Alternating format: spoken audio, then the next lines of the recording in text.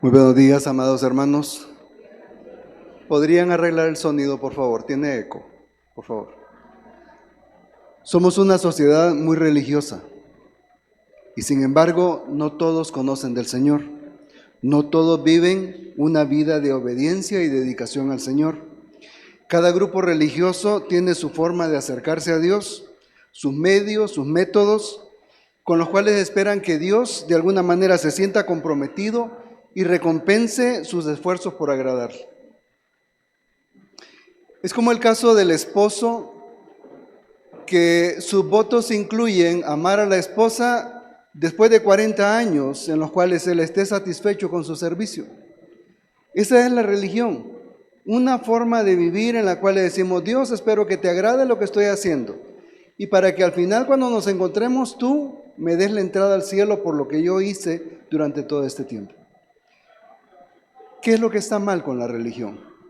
Hechos capítulo 19, vamos a meditar del versículo 1 hasta el 10. Hechos 19, del 1 hasta el 10. La palabra de nuestro Dios dice de la siguiente manera: Aconteció que entre tanto que Apolos estaba en Corinto, Pablo, después de recorrer las regiones superiores, vino a Éfeso, y hallando a ciertos discípulos, les dijo: ¿Recibisteis el Espíritu Santo cuando creísteis? Y ellos le dijeron: Ni siquiera hemos oído si hay Espíritu Santo. Entonces dijo: ¿En qué pues fuisteis bautizados? Ellos dijeron: En el bautismo de Juan. Dijo Pablo: Juan bautizó con bautismo de arrepentimiento, diciendo al pueblo que creyese en aquel que vendría después de él, esto es, en Jesús, el Cristo. Cuando oyeron esto, fueron bautizados en el nombre del Señor Jesús.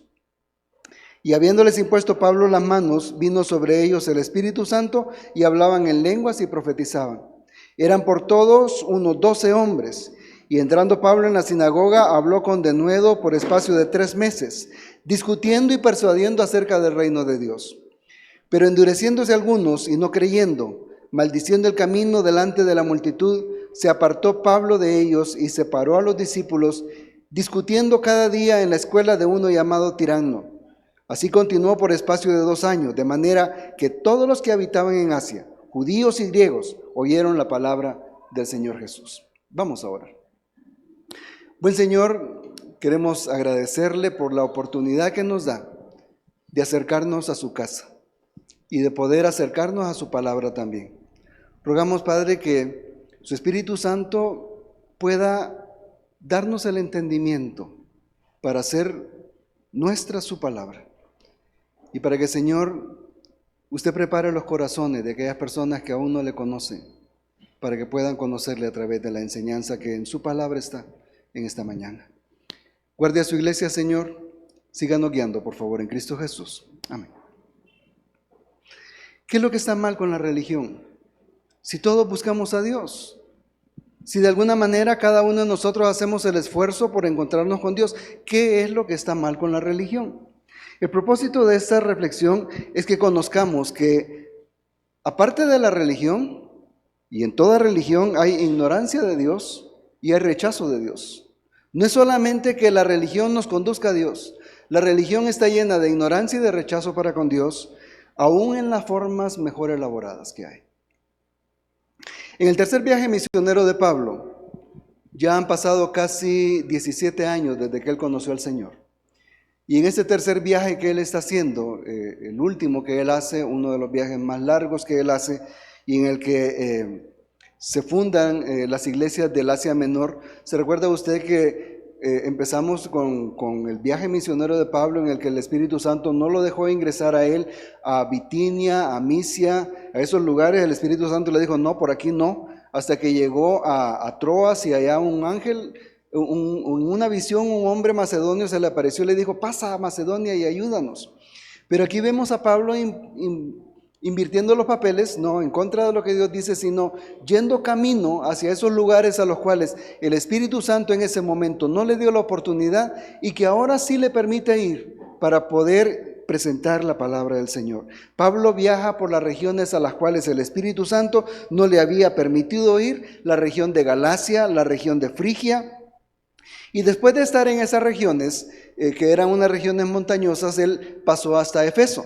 Y en Efeso ya no estaba Apolos. No sabemos por qué aquí dice que hace mención de eso, debió ser algo importante. El asunto es que Apolos ya no estaba en Efeso, ¿se recuerda usted? Había pasado para Corinto, él ahora estaba ayudando en la iglesia que estaba en Corinto. Ahí en Efeso, ¿quiénes estaban? Estaban Aquila y Priscila, que eran de los teólogos que se encargaban de la iglesia en ese momento. Ellos la animaron a Apolos para ir a Corinto. Y llega Pablo a Efeso. Y lo que Pablo está haciendo aquí es corrigiendo la ignorancia que hay. Versículos 2 al 7.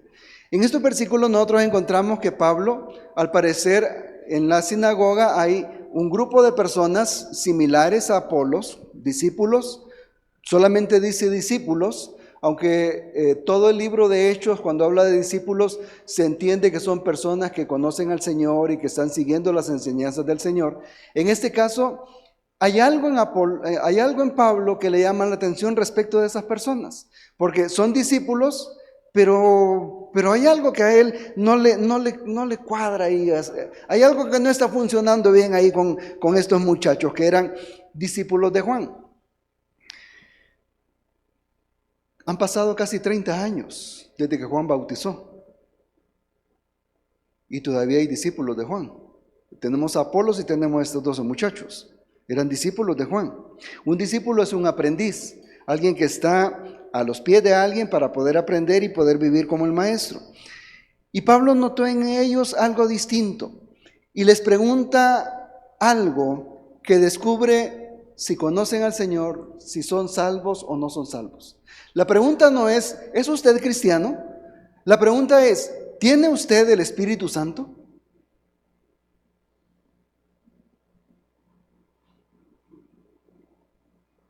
¿Recibió el Espíritu Santo cuando creyó? ¿Qué es lo que creyó?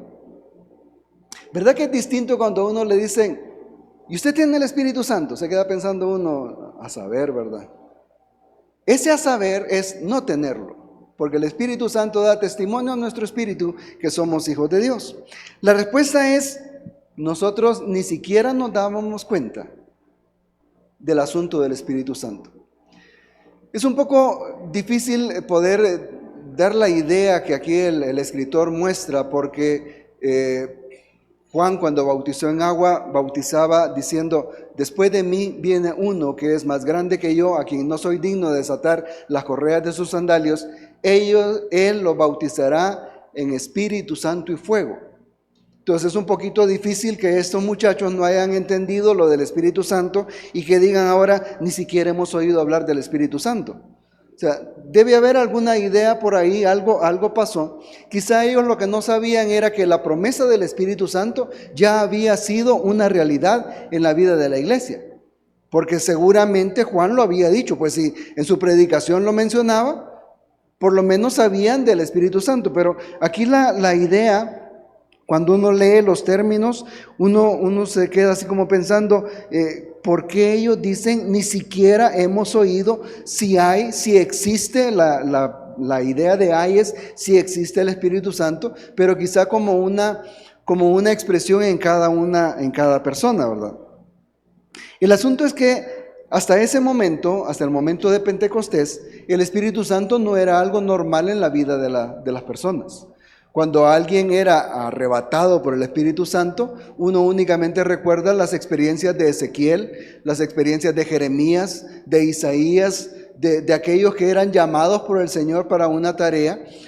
Cuando Saúl dice que fue ungido como rey, dice que el Espíritu Santo vino sobre él para llamarlo a la tarea que estaba él representando. Una vez que él ya no cumplió la tarea, dice que el Espíritu Santo le fue retirado a Saúl.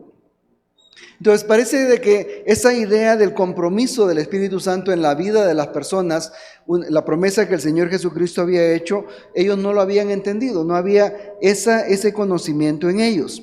No hemos oído hablar del Espíritu Santo. Y entonces Pablo pregunta, sigamos aclarando los términos, dice él, porque aquí hay algo que no cuadra, no funciona esto. Ustedes son creyentes, ustedes dicen que siguen las reglas de Dios. No saben del Espíritu Santo. ¿En qué se bautizaron? O sea, la idea es, ¿por qué se bautizaron?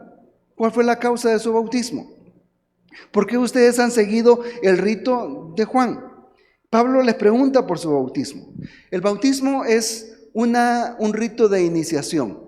Es un rito que forma una promesa de unión entre la persona y la creencia que adopta. El bautismo nosotros lo vemos muy normal porque en nuestra cultura ser bautizado es algo prácticamente de todas las personas. Por eso se dice que todos somos cristianos, porque independientemente de lo que seamos, hay un bautismo. Pero el bautismo no es solamente un acto más, un sacramento, como dice la iglesia más grande, sino es una declaración pública de fe y de obediencia. Es un rechazo a mi vida anterior, es una muerte a mi vida anterior para vivir una nueva vida de acuerdo con aquello a lo cual yo creo, con aquello a lo cual yo me someto, con aquello a lo cual yo me comprometo a vivir. El bautismo es ese paso de reflexión en el que yo digo, yo estoy de acuerdo con esto, yo sí creo todo esto, entonces voy a renunciar a todo lo que yo tenía anteriormente y me voy a someter a una nueva creencia. Eso es el bautismo. Es una declaración pública. Todo mundo debería de saber. Deberíamos de hacer un llamado a la comunidad para cuando entre nosotros hay bautismos, que toda la comunidad vea que aquellos que se bautizan están renunciando a su vida anterior para adoptar una nueva vida de acuerdo con unas nuevas creencias y una nueva forma de vivir. Pablo les pregunta por sus creencias. El término creencia, el término creer, expresa una actitud que motiva a la persona a vivir de cierta manera de acuerdo con lo que Dios dice. Creer no es solamente yo sé. Creer es poder llevar ese yo sé a la acción y poder vivir de esa manera. Que mi conducta y mi vida interior esté de acuerdo con lo que yo creo. Y en este caso es que esté en armonía con lo que Dios exige.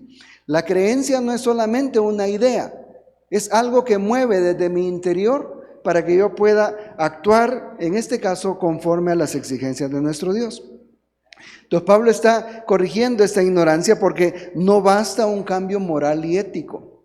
No basta únicamente con que la persona sea buena. No basta con que la persona deje de hacer el mal. No basta únicamente con que la persona tenga un conjunto de normas a los cuales viva, valores con los cuales quiera vivir, sino es necesario que establezca su conducta de acuerdo con las reglas que está estableciendo. Pero eso no es suficiente todavía. Ellos respondieron que solamente fueron bautizados con el bautismo de Juan. Y el bautismo de Juan tiene dos cosas. En primer lugar, es un bautismo de arrepentimiento para perdón de pecados. Así dice en Lucas, el mismo Juan, cuando bautizaba, Lucas capítulo 3, versículo 3, dice, y él fue por toda la región contigua al Jordán, predicando el bautismo de arrepentimiento para perdón de pecados. Ese era el bautismo de Juan. Arrepiéntanse de sus pecados. Dios viene y va a juzgar a su pueblo. Arrepiéntanse. Él estaba preparando un pueblo para la venida del Señor. Él era el pregonero del Señor Jesús. El arrepentimiento es un cambio de mente. Es un cambio de actitud. Yo llevo un camino y me arrepiento del camino que llevo. Entonces lo que hago no es seguir por el mismo camino diciendo, no importa por dónde voy, yo voy a seguir por el camino. El arrepentimiento es, yo voy por un camino, me doy cuenta que voy mal por ese camino y me doy la vuelta para ir por otro camino. O sea, hay un cambio de mente en mí, yo estoy razonando, yo estoy cambiando mis actitudes porque voy equivocado, voy para otro lado entonces, ¿verdad? Como cuando uno se equivoca de bus. En este caso nosotros no, ¿verdad? Porque aquí a pie anda uno, ¿verdad? Pero en las ciudades más grandes donde es necesario subirse a un bus para movilizarse, de repente alguien se sube a un bus equivocado y se da cuenta por allá de que no este es el camino, ¿verdad? Entonces lo que tiene que hacer, ¿qué es? Arrepentirse. Se va por mal camino. Hay que agarrar otro para ir por el camino correcto. Esa es la idea del arrepentimiento, un cambio de mente, un cambio de comportamiento respecto al pecado, dice que era el bautismo de Juan. En Jeremías capítulo 4, porque el bautismo de Juan era un arrepentimiento de pecado, en Jeremías capítulo 4,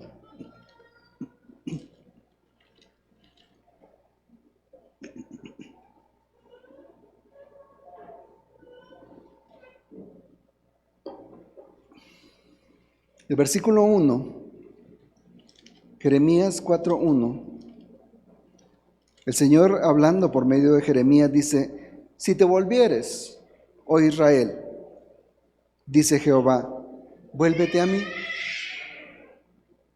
Si quitares de delante de mí tus abominaciones y no anduvieres de allá para acá.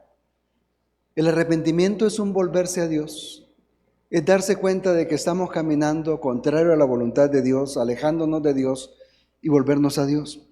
El arrepentimiento, según el Antiguo Testamento, tenía que ver con un volverse a Dios, a una relación con Dios, a volver a dejar el pecado que hacía que la gente se separara de Dios, a dejar aquello de lo cual brotaba una mala actitud hacia Dios.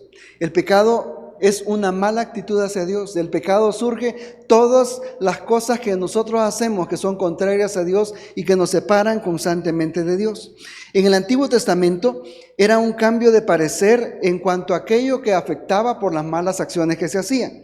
Lucas capítulo 3, en Lucas capítulo 3, para que veamos la idea del arrepentimiento en el Antiguo Testamento, versículos 11 al 14, Juan hablando acerca de, aclarando el asunto del arrepentimiento por el cual él estaba bautizando, dice, versículo 11, y respondiendo les dijo, el que tiene 2 túnicas, porque la gente le preguntaba, ¿qué haremos? Versículo 10, versículo 11, el que tiene 2 túnicas, dé al que no tiene, y el que tiene que comer, haga lo mismo. Vinieron también unos publicanos para ser bautizados, arrepentimiento, y le dijeron, maestro, ¿qué haremos? Él les dijo, no exijáis más de lo que os está ordenado. También le preguntaron unos soldados diciendo, ¿y nosotros qué haremos? Y él les dijo, no hagáis extorsión a nadie, ni calumniéis, y contentaos con vuestro salario. Eso es arrepentimiento, según el Antiguo Testamento. Tiene que ver con un cambio en la actitud, un cambio en la conducta, un cambio de acuerdo con lo que Dios ha exigido. Pero es nada más pura moral, es pura ética. Y ahí quedó todo. Porque no se habla aquí de un arrepentimiento que lleve a algo interno, sino nada más cambio, ¿verdad? El que cobraba, que no cobre más de lo debido. El soldado, que no sea un extorsionador. El que tenga suficiente, que comparta con los demás. Ese es un arrepentimiento. Y no estaba malo. Eran las leyes de Dios. Dios había establecido eso como parte del proceso para poder acercarse a Él, para poder vivir como Él decía. El asunto no está en que está malo lo que hacía. El asunto está en que lo que estaban haciendo no era suficiente para poder estar cerca de Dios, porque únicamente eran acciones que cumplían con un requisito, pero que no libraban realmente del mal interior.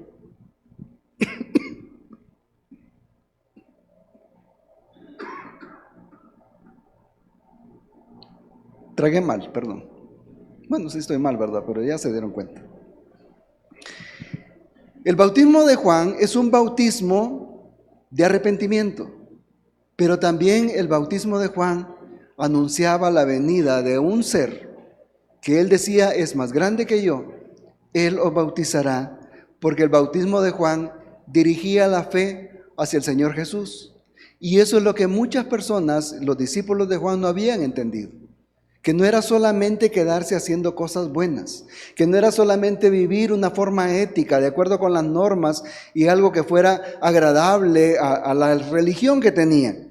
El bautismo dirigía la fe hacia Jesús, el Cordero de Dios. Así lo dice el apóstol Pablo aquí al leer en la respuesta que Pablo le da. Dice, versículo 4, Juan bautizó con bautismo de arrepentimiento, diciendo al pueblo que creyesen en aquel que vendría después de él, esto es en Jesús, porque no bastan los cambios en la vida. No podemos ser buenas personas y estar esperando de que esa creencia de ser buenas personas, de hacer buenas cosas, nos va a llevar en el camino hacia Dios. No podemos estar esperando a Dios, verlo allá con la boca abierta. Perdón por la idea, ¿verdad? Porque sé que grosera esta idea. Pero no podemos tener esa idea, y eso es lo que hacemos cuando en nuestra mente creemos de que Dios tiene que, porque yo estoy haciendo buenas obras, porque yo estoy viviendo conforme a lo que la Biblia dice, porque yo voy a la iglesia, porque yo colaboro, porque yo no me quedo con nada por esto y por lo otro. Dios tiene que conmigo porque yo estoy haciendo. El bautismo de Juan Y Pablo hacia ahí lleva a los discípulos, guía hacia Jesús, quien es el Cristo, el Cordero de Dios que quita el pecado del mundo. Porque fuera de Él no hay salvación. Podemos ser las personas más, mire, tan bonitas nosotros haciendo cosas buenas. Delante de Dios no vale nada cualquier cosa que hagamos. Porque Dios no necesita de ninguna obra nuestra. Dios no está urgido porque usted y yo nos portemos bien. Dios no tiene necesidad de que nosotros seamos buenas personas. Él espera, porque Él lo hizo, que nosotros creamos en Cristo como el Salvador, como el Mesías, como el enviado de Dios, como el sacrificio que es suficiente y único para la salvación de las personas. Que no estemos descansando en nuestras buenas obras, en nuestros esfuerzos, en nuestros anhelos, que no estemos descansando en todo aquello que consideramos es bueno, sino que descansemos en la muerte y en la resurrección del Señor, que es la que realmente tiene valor para reconciliarnos con Dios. Nosotros nos reconciliamos con Dios únicamente por creer que la muerte de Cristo es suficiente para perdonar nuestros pecados. Cuando nosotros reconocemos nuestro pecado y nos volvemos de nuestro pecado, eso no es suficiente. Debemos creer que Cristo murió en la cruz del Calvario y que su muerte es la liberación nuestra de nuestros pecados, porque Él nos libera de la corrupción del pecado. Cada cosa que nosotros hacemos, cada pensamiento que nosotros tenemos, cada motivación en nosotros está marcada por el pecado. ¿Qué cosa buena cree usted que yo puedo hacer para agradar a Dios? Todo está manchado por el pecado. Y no que no pueda hacer cosas buenas, pero todo en mí está marcado porque la corrupción del pecado nos fue trasladada desde Adán, que fue nuestro representante delante de Dios, en una prueba que Dios le hizo a la humanidad, y Adán falló. Por consiguiente, todos fallamos, dice el apóstol Pablo en Romanos capítulo 6. Todos hemos fallado, todos estamos, o Romanos 9 creo que es. Pero Él nos ha liberado por su muerte, Jesús, quien nos ha liberado de la corrupción del pecado, de esa contaminación del pecado que impulsa el rechazo a Dios. Dios nos ha liberado por medio de Cristo de la culpa del pecado. Todos somos culpables. El apóstol Pablo lo dice, el salmista lo dice: no hay justo ni aun uno, no hay quien entienda, no hay quien busque a Dios. Todos se desviaron, todos hicieron lo malo, no hay quien se acerque a Dios. Todos estamos condenados por eso. Estamos siendo culpables por el pecado delante de Dios, en un juicio de Dios que se va a ejecutar un día, porque la palabra de Dios dice que está establecido para los hombres que mueran una sola vez y después de eso el juicio, en una fila india todos, delante de Dios, oyendo el juicio de Dios para una humanidad que merece ser culpada porque es culpable. Ninguno de nosotros puede presentarse delante de Dios diciendo, bueno, que culpen a eso, yo por aquí voy a estar. Todos delante de Dios somos culpables. Lo único que quienes hemos creído en Cristo, hemos sido liberados de eso por la muerte de Cristo. No por las buenas obras que hagamos, no porque estemos aquí reunidos, ni porque nos hayamos peinado bien, no, sino únicamente por la muerte de Cristo hemos sido liberados de esa culpa. Justificados pues por la fe, dice la palabra de Dios.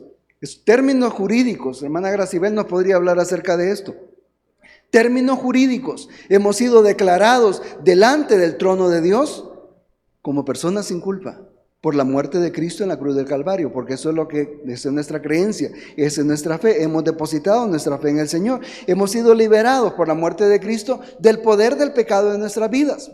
Romanos capítulo 6, capítulo 7 nos habla de que no tenga el pecado más poder sobre nosotros. Mis hermanos, cuando Juan habla de que el que conoce a Cristo no peca, está diciendo que hay una verdad en nosotros. Quien conoce a Cristo tiene el poder para no hacerle caso al pecado. Hemos sido sacados de la jaula del pecado. Ya no somos esclavos. Ya no somos necesitados de hacer algo malo. Hoy tenemos libertad en Cristo para poder vivir como Dios nos manda vivir. Hoy usted y yo podemos decirle al pecado: momentito muchachito, yo no quiero pecar contra Dios. Y cuando el pecado es tan fuerte que nos logra dominar porque le damos entrada, podemos ir donde el Señor y decirle: Señor, yo no quiero pecar, porque hemos sido liberados del poder del pecado. Hoy tenemos la suficiencia para poder vivir libres de pecado. Pero como eso es prácticamente una utopía, siempre hay pecado en nuestras vidas. Cuando confesamos nuestros pecados, abogado tenemos, quien perdona nuestros pecados y quien clama por nosotros. Cada vez que el enemigo llega delante de Dios a decir, Dios, ¿te fijaste cómo fulanito de tal dice que es tu hijo? ¿Ya lo viste cómo pecó? Y el Señor Jesús a la par, porque está a la diestra de Dios con toda autoridad, puede decir a un Dios que castiga, a un Dios que con ira puede destruirnos, le puede decir, yo pagué por él. Yo pagué por él. El castigo de él, yo lo recibí en la cruz del Calvario. Mis hermanos, no hay noticia más hermosa que darnos cuenta de que ese que murió en la cruz recibió el castigo que yo debía de recibir por amor a mí. Y dice que somos liberados del pecado, del castigo del pecado. Hoy ya no somos, que vamos a ser castigados por el pecado, ya no. Ahora, no vaya usted a salir ahora con la idea que yo le dije, que usted puede hacer lo que quiera y Dios no lo va a castigar, porque eso solamente muestra de que usted no conoce al Señor. Sino, de todo lo que pasamos, ya no vamos a recibir la culpa del pecado. Lo único que vamos a pasar es por la muerte. Algunos de nosotros vamos a morir, algunos de ustedes se van a quedar y van a poder entrar vivitos al trono del Señor.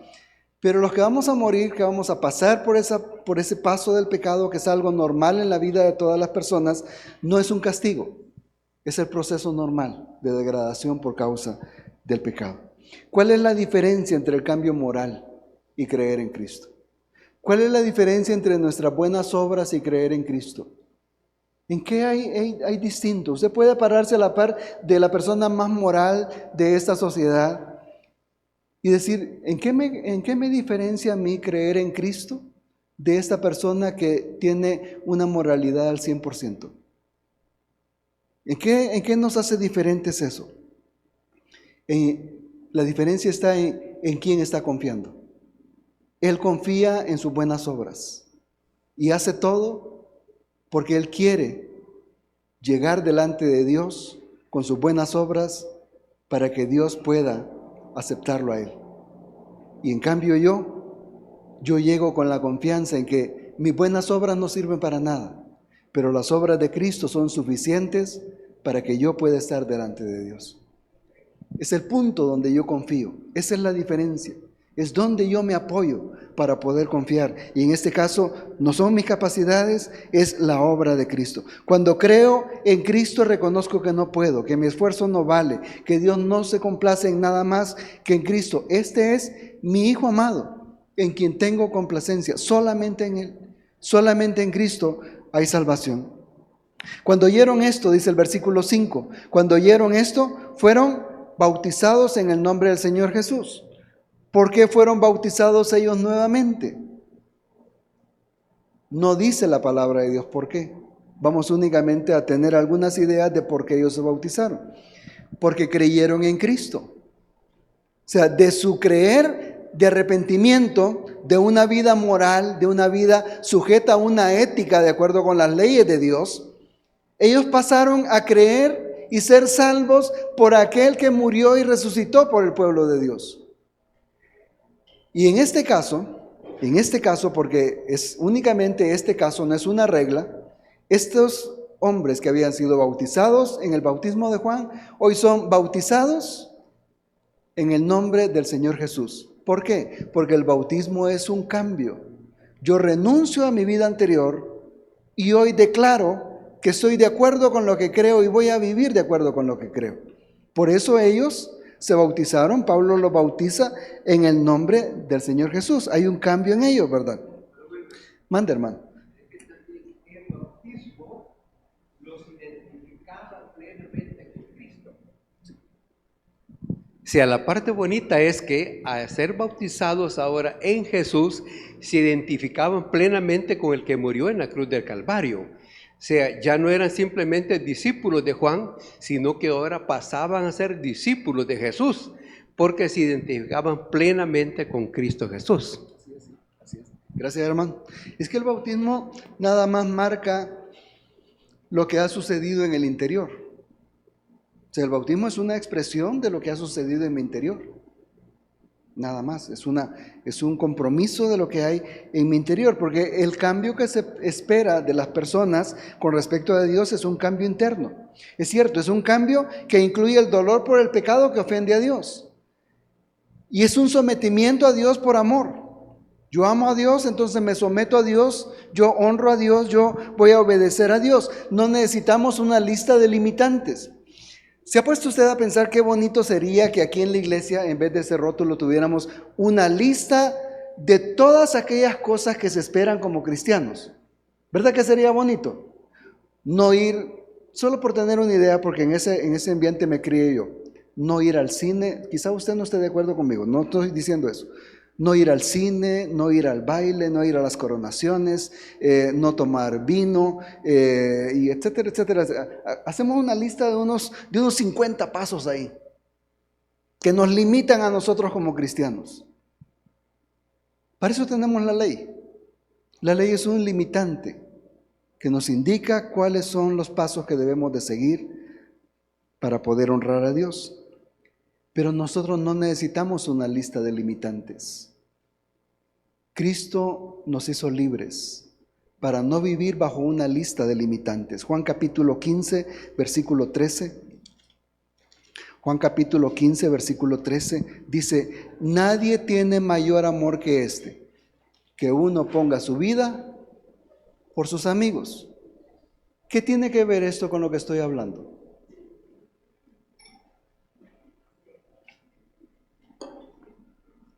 Que no necesitamos una lista de no haga y sí haga. El amor por Cristo nos lleva a limitar nuestra vida para hacer aquello que agrada a nuestro Dios. Entonces no se trata de esto ya lo cumplí, sino porque yo lo amo, por amor a Él, yo voy a obedecer su ley para poder mostrarle a Él cuánto lo amo. Porque es bonito decirle, ay Dios, yo te amo. ¿Ha visto usted a muchos cantantes? No me refiero a los muchachos que cantan acá, pero ¿ha visto usted a muchos cantantes que salen ahí en los videos? ¿Cómo cantan de bonito, verdad? Es que se les nota así como que ya les van a salir las alitas. Eso no es amar a Dios.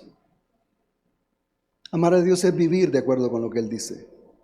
No porque sea una obligación, sino porque es la expresión de mi amor a Él. Eso es amar a Dios. O sea, amar a Dios no necesita usted ser una persona súper especial, ¿verdad? Y que ni siquiera toque el suelo caminando. No. Únicamente ser práctico, decir, Dios, como yo te amo, y como no hay nada más valioso en mi vida que tú, yo voy a hacer lo que tú digas. Te voy a obedecer. Voy a vivir como tú dices. No importa lo que yo quiero, importa lo que tú quieres. Y por eso, porque te amo, voy a poner mi vida por ti.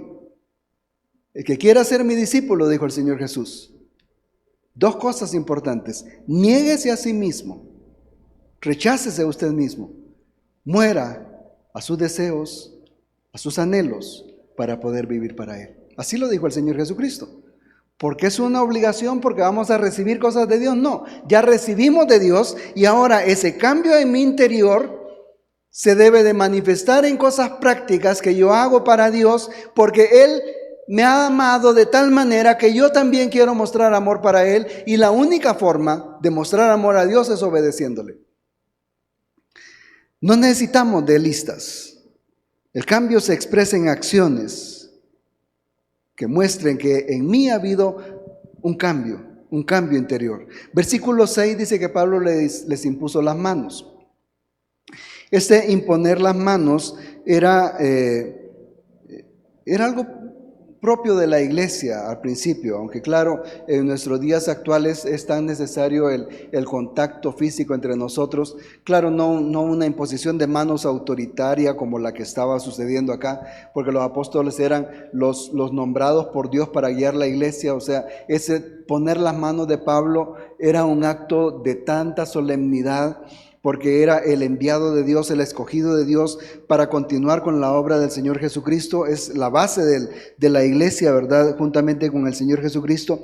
Pablo les impone las manos para que ellos reciban el Espíritu Santo. Y ellos reciben el Espíritu Santo cuando les es impuesta las manos. Era algo no propio de la época. Era algo que estaba sucediendo a partir del día de Pentecostés. Recibir el Espíritu Santo es apropiarse de algo que se da, es hacerlo mío. Y en este caso es incluirlos a ellos dentro de la iglesia. ¿Por qué hoy no se da todo eso en las iglesias? Porque solamente se necesitaba en ese momento para allanar el camino para una iglesia unida. ¿Recuerda usted lo que el Señor Jesucristo dijo orando en Juan capítulo 17? Para que sean uno en unidad, como nosotros somos uno. Oraba el Señor Jesucristo al Padre, ¿verdad? Para que usted y yo seamos una unidad. Pero a través del tiempo, la iglesia se ha dividido de tal forma que ayer oyendo a un predicador dijo que solamente en Estados Unidos hay más de 2,000 congregaciones con distinto tipo de denominación. No es solamente que la iglesia esté en cada lugar, sino que si yo no estoy de acuerdo con algo, yo me voy y formo otra iglesia. Es el reclamo de Pablo a Corinto. Unos decían, yo soy de Pablo, yo soy de Apolos, yo soy de Pedro, yo soy de fulanito, yo no soy de nadie, decía el otro. División. La iglesia está proclive a ser dividida, pero no fue por el deseo de Dios, sino por el mal deseo del ser humano. Porque al principio Dios unificó la iglesia. El Espíritu Santo fue dado por los apóstoles, porque se necesitaba unidad. La iglesia necesita ser unida, siempre ha necesitado ser unida, y eso es lo que se buscaba, la unidad del cuerpo. Que estos hombres, si hubieran recibido el Espíritu Santo ellos solitos, hubieran dicho, sí, pero podemos ser otra iglesia nosotros. El Espíritu Santo fue dado a la iglesia de Judea, en Jerusalén, a los samaritanos, a estos 12 hombres que eran discípulos de Juan, y a las iglesias de los gentiles.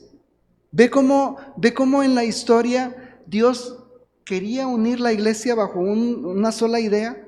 O sea, no es de que a mí sí me dio el Señor y yo qué bonito, ¿verdad? Usted no tiene nada que ver conmigo. A mí sí, porque el Señor hizo esto conmigo. Quédese usted por allá. Sino, Él quiso que la iglesia fuera una sola iglesia. Que es cierto que hubiera una en cada comunidad, pero no que yo soy de fulano. Estaba oyendo de que había una iglesia número 1 y que de ahí se formó la iglesia número 2. Porque no están de acuerdo. Y eso no es lo que el Señor ha querido. Por eso Pablo impuso las manos en ellos, en un acto de autoridad, y el Espíritu Santo vino sobre estos muchachos. Pablo los incluyó en la iglesia, protegiendo la unidad de la iglesia. Ahora, ¿es recibir el Espíritu Santo un requisito para ser salvo? Piénselo. ¿Es un requisito recibir el Espíritu Santo para ser salvo? Sí, pero no es un requisito. El requisito para ser salvo es creer en Cristo. ¿Ve cómo la religión nos lleva a tener ideas extrañas al Evangelio? Si usted ha recibido el Espíritu Santo, usted es parte del pueblo de Dios.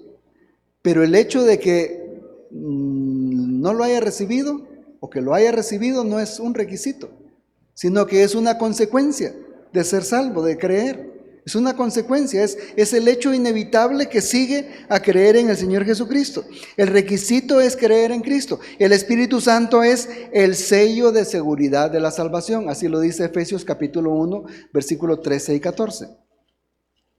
Efesios capítulo 1, versículo 13 y 14 dice, en él también vosotros, habiendo oído la palabra de verdad, el evangelio de vuestra salvación, y habiendo creído en él, fuisteis sellados con el Espíritu Santo de la promesa, que es las arras de nuestra herencia hasta la redención de la posesión adquirida para alabanza de su gloria. ¿Qué es el Espíritu Santo? Es el sello que nos identifica con Dios y que nos da la garantía de que la promesa de Dios de que vendrá un día por su pueblo se va a cumplir en aquellos que tengan el Espíritu Santo. Es la seguridad de la salvación. Es el medio por el cual la persona es colocada en el cuerpo de Cristo. Primera de Corintios capítulo 12, versículo 13.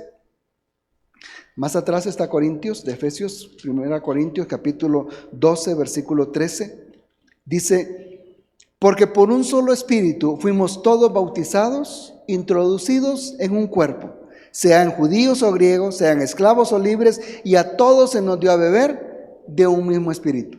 El Espíritu Santo es el medio por el cual cada uno de nosotros que creemos en Cristo somos introducidos al cuerpo de Cristo. Y hoy somos parte del cuerpo de Cristo. Es quien da poder, quien capacita y quien ayuda en el compromiso de la misión. Recibiréis poder cuando haya venido sobre vosotros el Espíritu Santo. Y entonces cumpliréis la misión, porque me seréis testigos en Jerusalén, en Judea, en Samaria y hasta lo último de la tierra. Es Él quien nos da el poder para cumplir la misión, quien nos capacita y quien nos motiva en el compromiso de ir a la misión. ¿Cómo se mostró que ellos fueron bautizados por el Espíritu Santo? Porque hablaron en lenguas y profetizaron. Así se mostró que ellos fueron llenos, bautizados por el Espíritu Santo. Primera de Corintios capítulo 14, 22 dice de que, vamos a leer, Primera de Corintios 14, versículo 22, dice: así que las lenguas son por señal, no a los creyentes, sino a los incrédulos.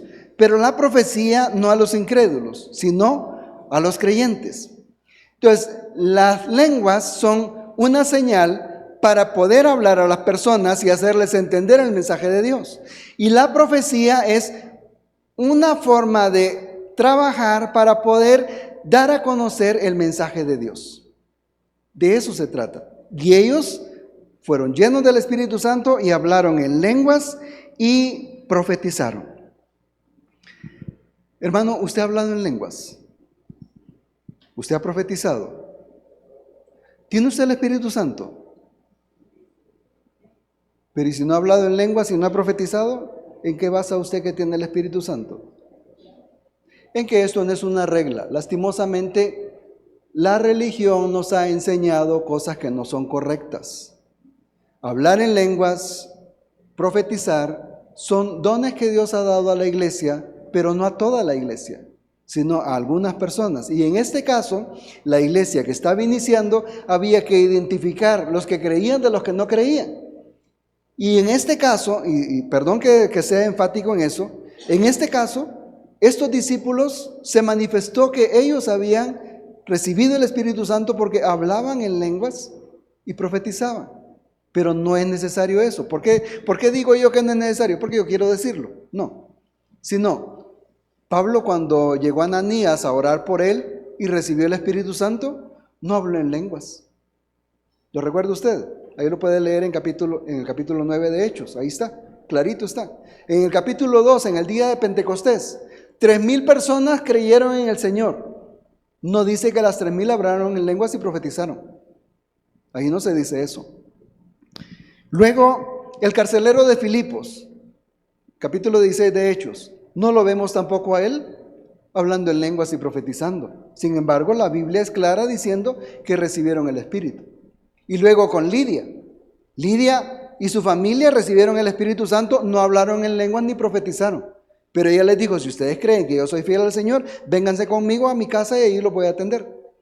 Entonces, el hablar en lenguas y el profetizar no es una regla aplicada a la iglesia. ¿Cómo usted sabe que tiene el Espíritu Santo?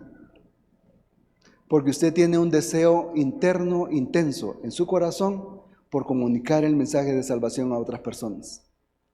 Porque usted quiere que la gente sepa lo que ha pasado en su vida. Eso es la manifestación en nuestros días del Espíritu Santo con nosotros. De otra manera nos quedamos callados. De otra manera no hablamos, aunque claro, podemos hablar de nuestro temor al hombre nos lleva a quedarnos callados.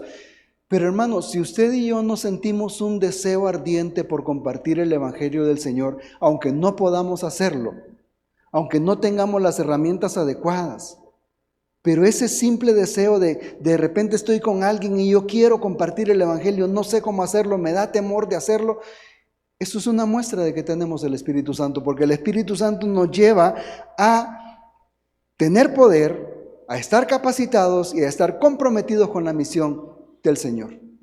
Lo que necesitamos es librarnos de nuestros temores, llenarnos del conocimiento de la palabra de Dios para poder hablar lo que el Señor dice. Yo todas las mañanas, hermanos, cuando yo oro, le digo, Señor, yo quiero poder hablar de usted.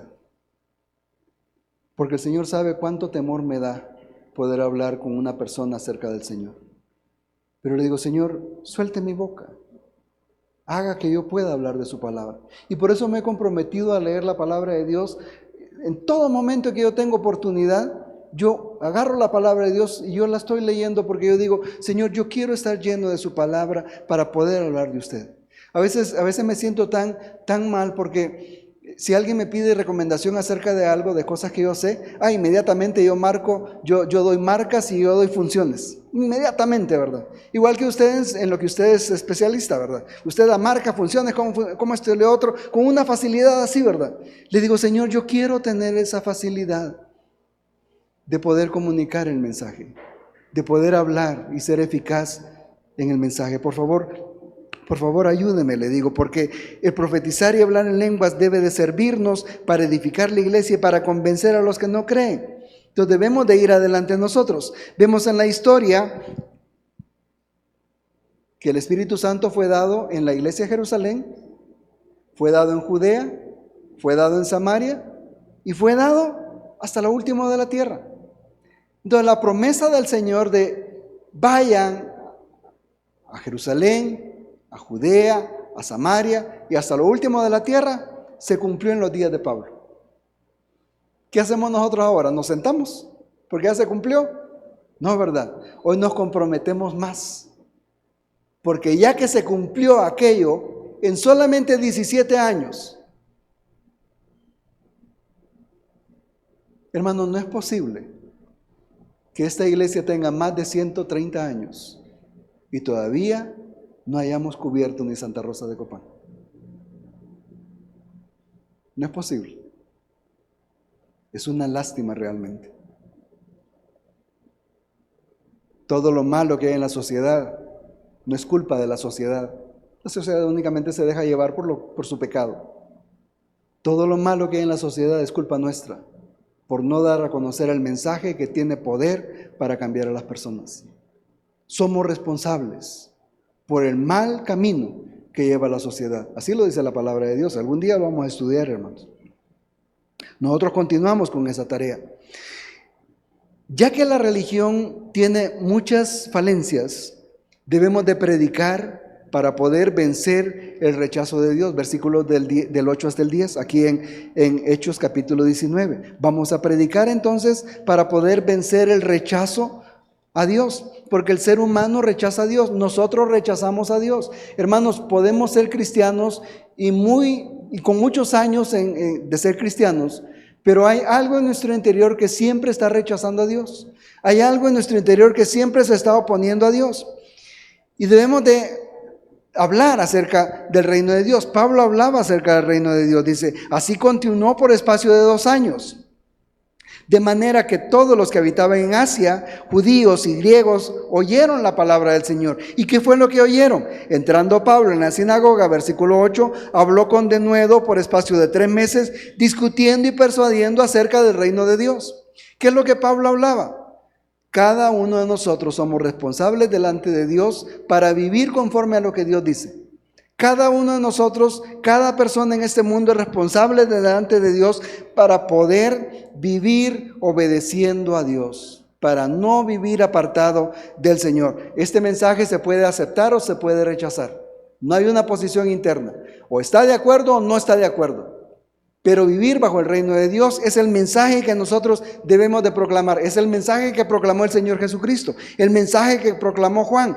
Arrepentidos porque el reino de los cielos se ha acercado. Dios en su gobierno, Dios quiere gobernar su vida. Dios quiere dominar su vida. Dios quiere que sus súbditos se sometan voluntariamente a lo que es su voluntad y que de corazón vivan para glorificarlo. Ese es el mensaje de Dios. Ese es el mensaje que nosotros vivimos. Usted y yo, mi hermano, no necesitamos hablar para mostrarle a la gente que obedecemos a Dios. La gente debe darse cuenta que somos personas sumisas a Dios y que vivimos como Dios quiere. No somos moralistas, no somos personas basadas en la ley de Honduras.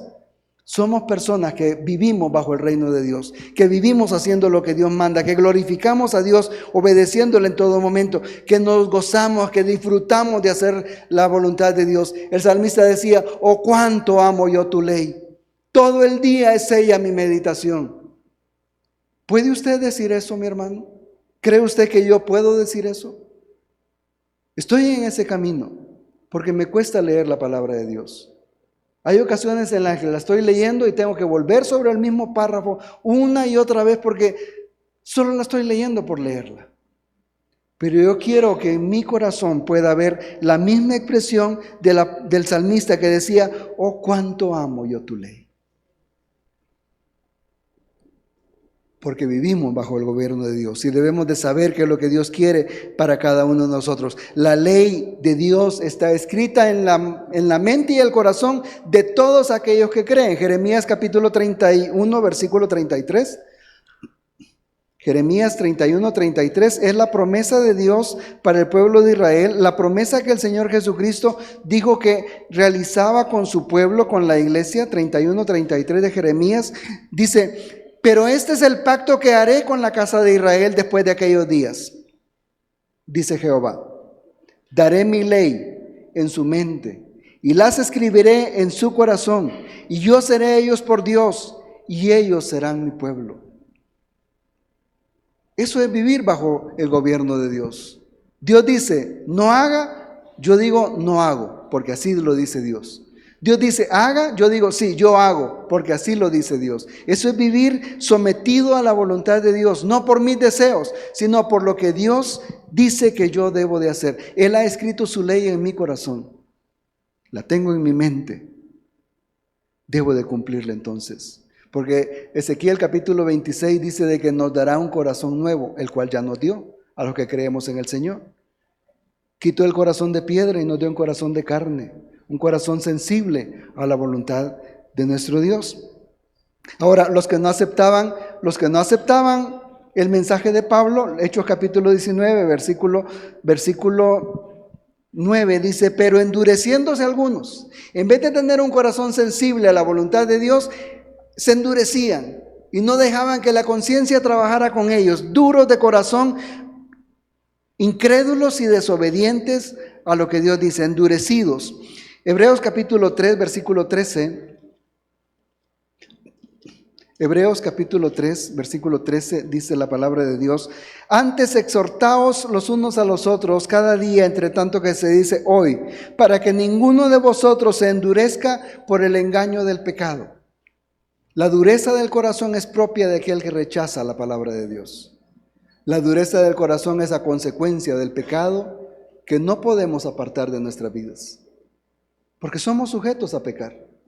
Pero ese pecado hay que buscar una manera, cómo hacerlo a un lado, porque eso nos produce dureza en nuestro corazón y nosotros debemos de ser hijos obedientes al Señor, creerle al Señor, obedecer al Señor, seguir dispuestos al Señor. Claro, el endurecimiento también puede ser un juicio de parte de Dios. Cuando la historia habla de que Faraón fue endurecido por el Señor, no es de que Dios le tapó los oídos y le puso el corazón duro para que no creyera, sino ya que ese era el plan de Faraón, que dijo: yo ni conozco a Dios ni tengo por qué hacerle caso. El endurecimiento de Dios como un juicio de Dios para Faraón es que Dios se hizo a un lado y le dijo: haga lo que usted cree que es conveniente hacer.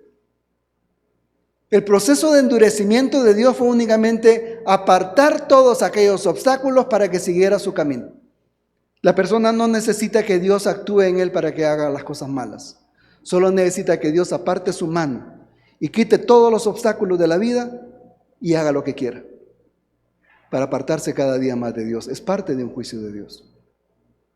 Por eso, como cristianos, debemos de estar conscientes cada día de nuestra vida, en qué estamos ofendiendo a Dios, porque esa ofensa a Dios hoy, mañana, pasado, la siguiente semana, el siguiente mes, nos lleva a que Dios diga: bueno, si usted quiere hacer eso, siga. El juicio de Dios, hágalo. A cosechar consecuencias de algo que no queríamos cosechar. Este endurecimiento de ellos lo llevó aún a maldecir el camino. Así lo dice aquí en el versículo 9, ¿verdad? De Hechos 19. Lo llevó aún, imagínense usted, a maldecir el camino, endureciéndose alguno y no creyendo, maldiciendo el camino, se burlaban de lo que Pablo decía. Cuando habla del camino se refiere a la creencia en el Señor y poder seguirlo a Él. Se hablaba del Señor Jesús como el camino y ellos se burlaban de eso. ¿Qué hizo Pablo en ese momento? Pues lo que Pablo hizo tratando de persuadirlos a que creyeran en ellos fue separar a los discípulos de los que estaban en la sinagoga. Porque no puede haber nada mejor que la separación. Hermano, si usted no tiene ninguna otra opción más que estar con personas que no conocen al Señor todo el día, usted no tiene por qué participar de las cosas que ellos hacen. Si usted todo el día pasa con personas que no aman al Señor, usted no está en la obligación de estar con ellos cuando están contando sus cosas. Que digan de usted que es un snob, que digan de usted que es un creído, que digan de usted esto y que lo otro, que el fanático y que aquello y que lo otro. No tiene usted, mi hermano, ninguna obligación de estar con aquellos que no conocen al Señor. Si le toca por trabajo está bien, pero de ahí a compartir con ellos, nada. El apóstol Pablo dice que separó a los discípulos en ese momento. Cosa muy buena del apóstol Pablo, separar a la iglesia de aquellos que maldicen al Señor. ¿Por qué? Porque somos tan propensos a caer. Somos tan propensos a fallar. No sé si usted es como yo, que es tan sensible a algunas cosas, que de repente oye algo, mira algo y dice, sí, es cierto. Debemos de separarnos de todo eso. Debemos de apartarnos de todo eso. Películas, noticias, podcasts, novelas, radios, música, todo lo que nos separa de Dios, ¿por qué tenemos que tenerlo a la par? Y decir, no sé, a mí no me da nada. Debemos de separarnos para poder ser únicamente del Señor. Eso fue lo que Pablo hizo con los discípulos, para que no fueran contaminados, para marcar una diferencia. Y fue y usó la escuela de un tal tirano para poder enseñar a sus discípulos. Ahí les enseñaba a él en esa escuela. Este tirano, no se sabe si es nombre, probablemente sí. No se sabe si era por la forma de enseñar que le decían tirano. No se sabe. Pero en las horas en las que ellos descansaban, Pablo usaba para poder ser su centro de enseñanza y de predicación.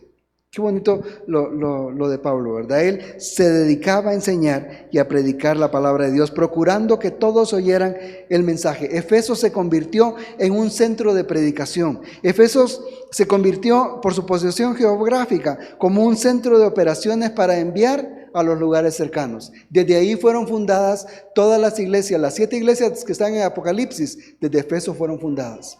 Desde ahí Pablo 2 años con 3 meses estuvo enseñando, de tal manera, dice ahí, versículo 10, que todos los que habitaban en Asia, es cierto que es una exageración esto, pero es una manera de mostrar el impacto de la palabra de Dios.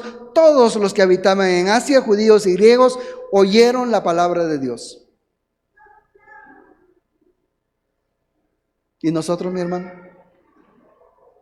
Vamos también nosotros a decir, todos los que viven en Santa Rosa de Capán oyeron la palabra de Dios. ¿Por qué? Porque por el oír viene la fe. Si las personas no oyen el mensaje del Evangelio, no pueden volverse a Dios. En conclusión, mis hermanos, la labor del creyente es mostrar que el esfuerzo humano no es suficiente, ya que todo lo hizo el Señor Jesús, y que seguir la religión es oponerse a Dios, quien ha provisto todo lo que se necesita para la salvación a través de la fe en Cristo Jesús. Usted ya recibió el Espíritu Santo. Usted ya tiene el Espíritu Santo, porque esa es la muestra de que estamos en el Señor. Primera de Juan, capítulo 3, versículo 24, dice: el que guarda sus mandamientos permanece en Dios y Dios en él. En esto sabemos que Él permanece en nosotros, por el Espíritu que nos ha dado. Y luego en el capítulo 4, versículo 13, dice: y nosotros hemos visto y testificamos, 13. En esto conocemos que permanecemos en Él y Él en nosotros, ¿En qué nos ha dado? Su Espíritu. Si usted no está seguro que tiene el Espíritu Santo, hoy le invito a creer en Cristo como su Señor y su Salvador para que el Espíritu Santo venga a su vida. Arrepiéntase de sus pecados, crea que la obra de Cristo en la cruz del Calvario es suficiente y la única necesaria para ser salvo, y usted va a recibir el Espíritu Santo en su vida. No va a tener manifestaciones externas, pero sí va a poder tener un corazón dispuesto para el Señor, para hacer lo que Dios quiere que haga, porque usted no necesita hacer algo para ser salvo, solo necesita creer en Cristo. Luego, viva por amor, obedeciendo la ley de Dios. ¿Está usted asumiendo la tarea para la cual fue salvo? Muestre por su labor que usted tiene el Espíritu Santo. Al recibir el Espíritu Santo, quizá no hay una manifestación externa, pero la promesa de Dios es recibir la vida que nos lleva a participar de la misión de Dios de salvar a toda la humanidad. No endurezca su corazón al mensaje de Dios. No endurezca su corazón a la obediencia a Dios. Obedezca al Señor en todo lo que Él le manda hacer, sin esperar nada a cambio en su vida. Póngase de pie para que oremos, por favor.